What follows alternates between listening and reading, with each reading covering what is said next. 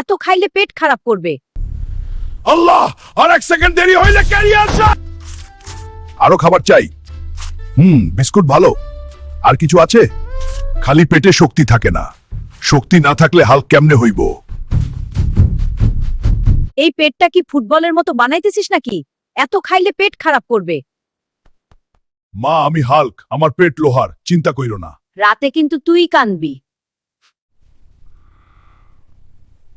আরো দাও, ঝালটা দাও। এইটা কি শব্দ? ভূমিকম্প নাকি পেট বিদ্রোহ? না না, এই ব্যথা আমি হ্যান্ডেল করতে পারতেছি না। আল্লাহ, আর এক সেকেন্ড দেরি হইলে ক্যারিয়ার যায়।